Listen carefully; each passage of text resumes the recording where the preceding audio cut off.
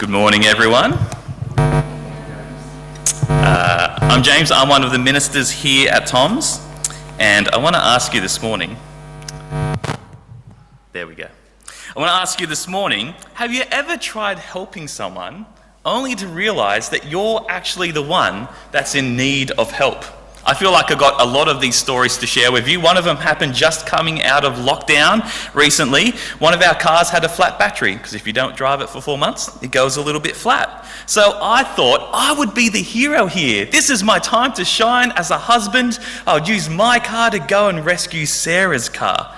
And there's a classic guy thing of not wanting to call roadside assistance. I mean, I had the jumper leads in the back of my car. I had my trusty Corolla, which has never let me down. And so I headed on down to my car, and well, my trusty Corolla let me down for the first time. In fact, I let it down. I left the light on in the car overnight. So it was dead as a doorpost. And all my confidence of being able to rescue Sarah's car disappeared. And I realized, hang on, I need to call roadside assistance for myself. And so that's what we did. We called it for Sarah's car. Her one was there in like 20 minutes, NRMA, good stuff. But mine wouldn't be there for like an hour and a half. And so the guy who went to be the rescuer, I was sitting in my car, waiting for this guy to show up, while Sarah's already got a jump start and she's doing laps around me, charging up the battery. It was ridiculous. I was powerless. And then finally, the real hero arrived, who came and told me my battery was dead. I need to get a completely new one. And then he saved me in the end. It's pretty easy to overestimate our power to help. And sometimes we're blind to the fact that actually we're the ones that need saving. And that's what we see in our passage today.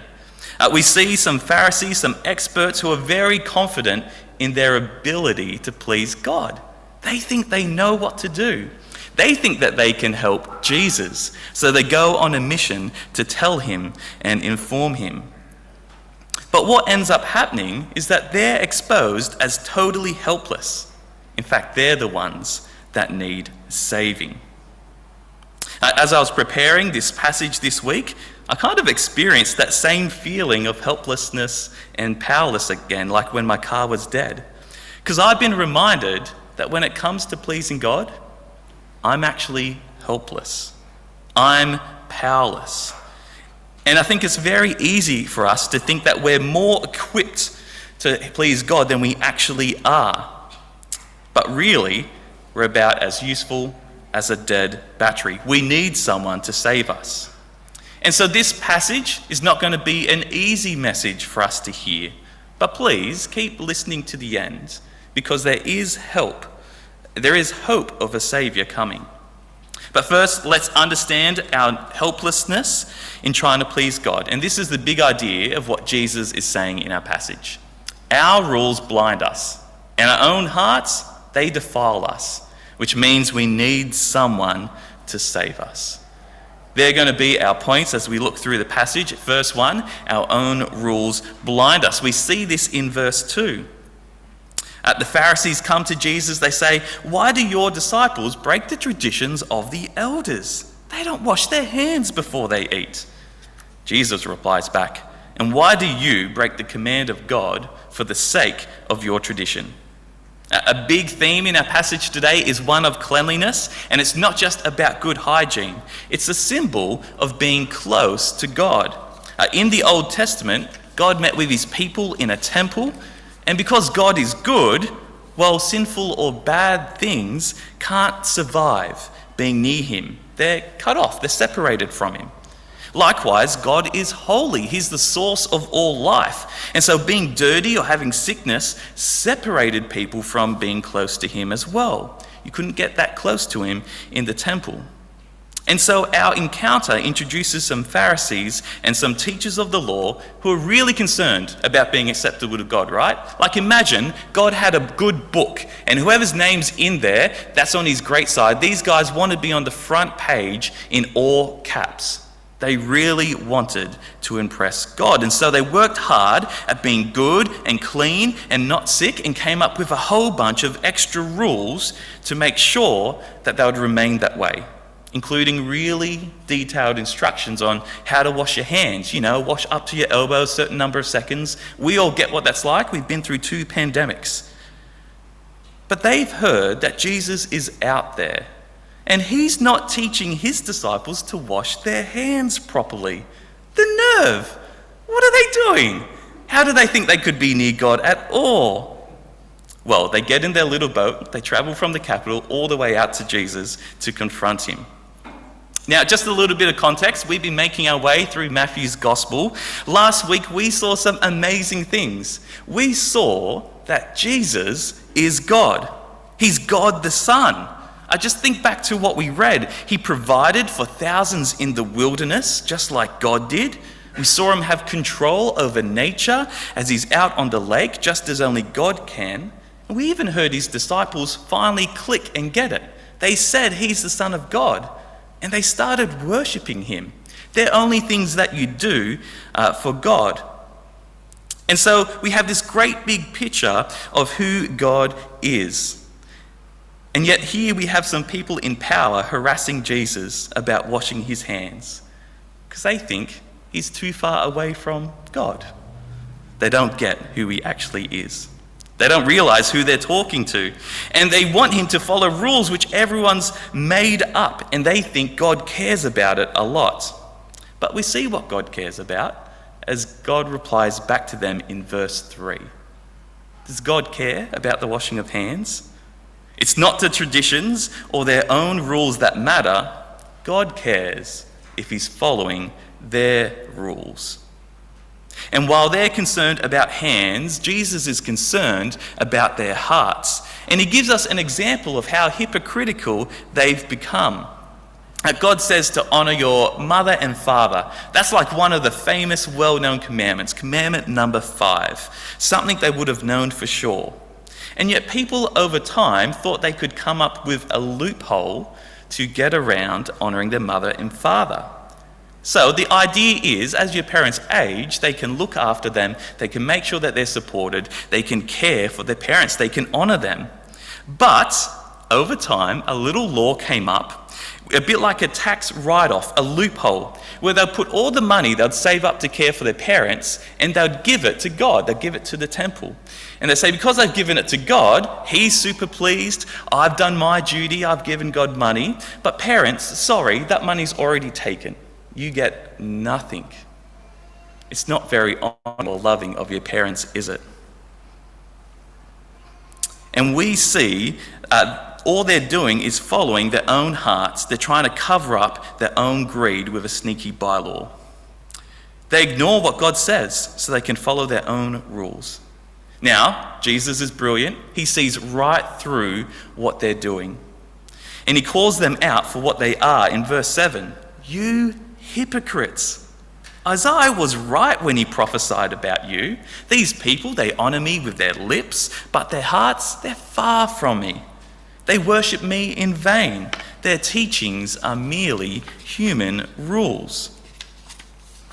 They came to challenge Jesus about something they thought was so important, but Jesus challenges them about a bigger problem. They might follow some rules, but their hearts are far away. Their worship is fake and utterly useless. And this isn't a new problem for God's people. Jesus quotes Isaiah, who's speaking about God's people about 600 years before this, and it's just as true of the people standing in front of Jesus in this passage, and it can be just as true of God's people today. It can be just as true for us. At the heart of their hypocrisy, they focused on something small that made them feel symbolically clean and acceptable to God. And the danger for us is that we focus on something small as well. That doesn't make us feel symbolically clean, but maybe it makes us feel good or morally right and acceptable to God. But they all have the same danger. They make us blind to what really matters. We forget what God actually commands us to do, and we forget that he cares what's actually going on in our hearts. Let me give you a few examples. I think we can make sure to go to church every Easter and Christmas without fail. And because we do that, we think that means we're committed and close to God. What a great tradition. Every Christmas, every Easter, we will be there. That is a good thing. But at the same time, in your hearts, you could have never given God a second thought throughout the year, as long as he doesn't get in your way. Now, what do you reckon God thinks about that as he sees into your heart? Because his word says a lot about how we're to put him first before everything else. Let me give you another example. We might take the bins out for our neighbour who lives on the left of us now and then. That's loving your neighbour. That's a great thing to do. Please, take in their bins. And we can think that we're a good neighbour. But what if we dig a bit deeper and we think about the neighbour who lives on the right of us?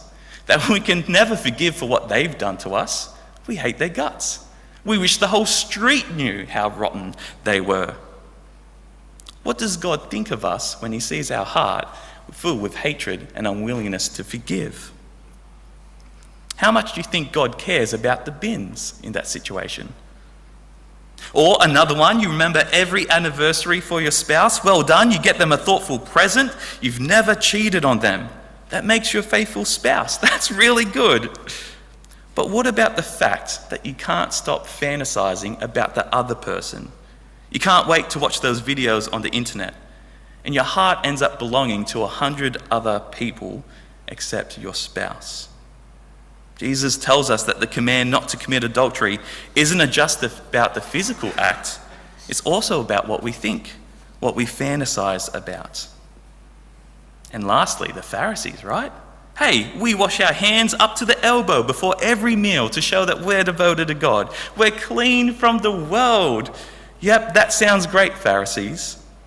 But what about the fact that you're also plotting to murder Jesus, the Son of God, an innocent man, because he threatens your position? How much do you think God cares about your hands?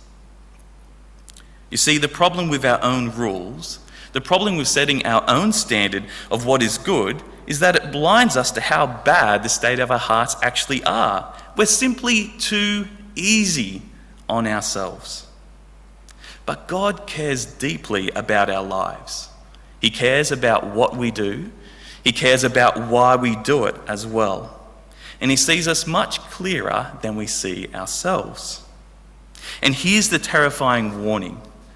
When he looks at the Pharisees, professional God's people, he sees people that are not his. He sees imposters who are ready to be pulled up and discarded. Verse 13, he replied, "Every plant that my heavenly Father has not planted will be pulled up by the roots." See, the Pharisees look to their tradition. They look to all the things that they do, and it's blinded them from God's word and how he sees them. And the end result is destruction. They're not close to God. They're not acceptable to him at all. And there's 40,000 people in our area from Ropes to the river who are also blind, who are also heading towards a pit. And we can be tempted to follow them because they seem to have their life in order. We can be just as blind and ignorant of our hypocrisy and our standing before God as well. This is a real danger that Jesus is exposing to his people here.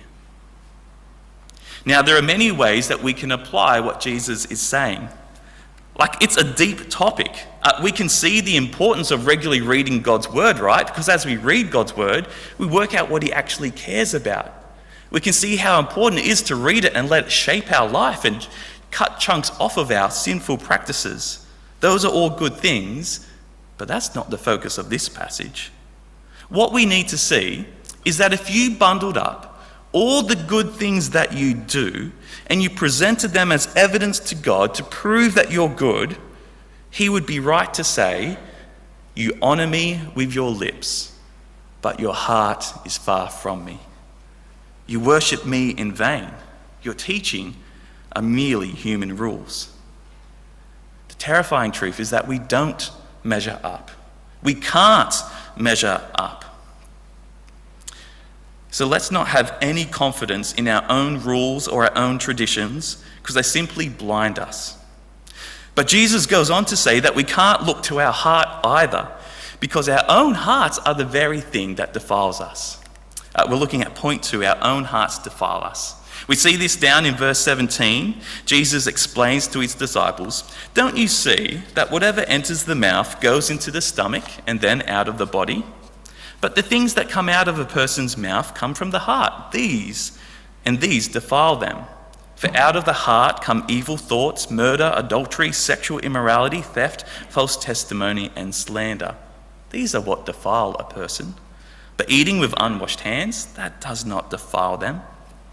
And now by the word defile, we just mean make unclean. It's the idea of being separated from God, of pushing us further away from him.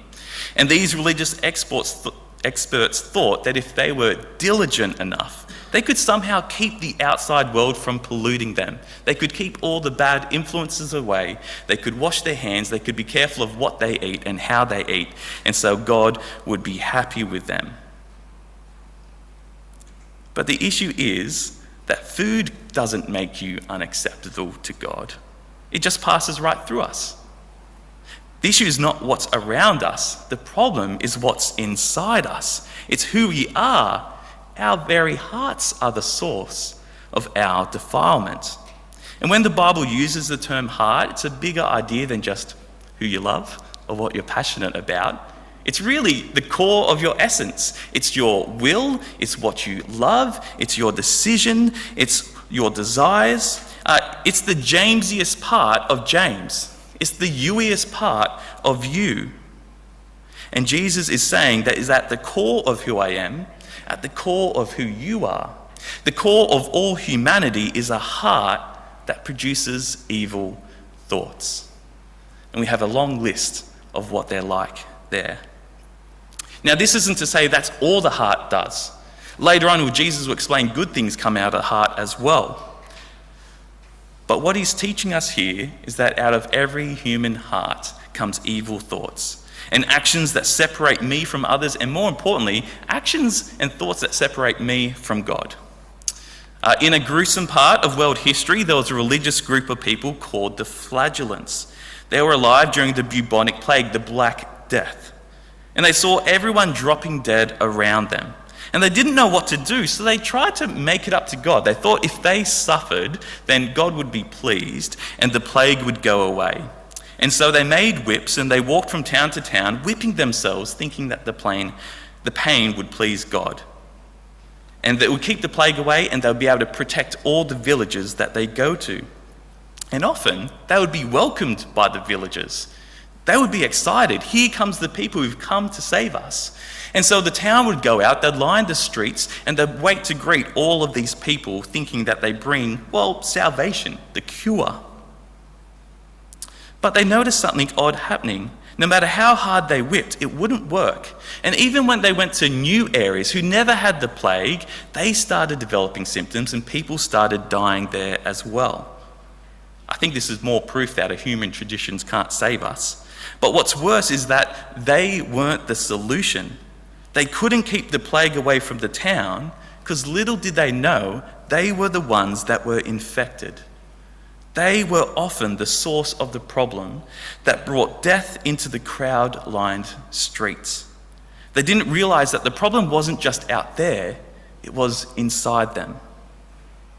And I think we can be tempted to look inside our own hearts for the solution. If I just tried harder, if I was just more disciplined, if I was just more consistent, then I could be pleasing to God. I could get there. But Jesus is warning us that looking to our hearts isn't the solution, it's the problem. It's like a fountain or a spring of evil thoughts inside us that leads to death. So it's not just about keeping ourselves from the evil things in the world around us. At the core of who we are a people who think and love to do things which separate us from a loving God. A good God who doesn't ever think a single thought. It's about this point in the passage and in my preparation where I felt like my heart is as useful as a dead battery. Like it's just dead weight, right? What's the point of it? I wonder if you're feeling that way too. Like if we want to live a life that's pleasing and acceptable to God, If we want to be in his good books, what we've seen is we can't look to the things we do. They're not enough. And sometimes they just blind us into thinking that they are enough. We also see we can't even look inwards and just try harder. That's not enough either, because that's the source of our problem. Which means there's only one thing left to do. We need someone to save us. So let's look briefly at Jesus as we saw him last week. Point 3, we need someone to save us. I'd like for you to turn back and look at the end of chapter 14, if you have it there. We're just going to read a few verses. In the book of Matthew, we have parts that show us how good Jesus is, and then the camera almost turns to the world and it shows how bad we are and how hopeless we are. And then the next scene then shows us how good Jesus is, and really he wants the reader to suddenly click and get, oh, I need Jesus. And so right before this passage that's heavy and hard and it shows how hopeless we are, we have this brilliant, beautiful picture of a Saviour who's able to save. Let's look at chapter 14, verse 34. When they crossed over, they landed at Gennesaret. And when the men of that place recognized Jesus, they sent word to all the surrounding country. And people brought all of their sick to him. And they begged him to let the sick just touch the edge of his cloak. And all who touched it were healed. So right before Jesus exposes our blindness, our uncleanness, and our hearts that separate us from God, we have this scene of people recognizing Jesus for what he can do. And they bring all of their sick to him. And it seems quite indiscriminate.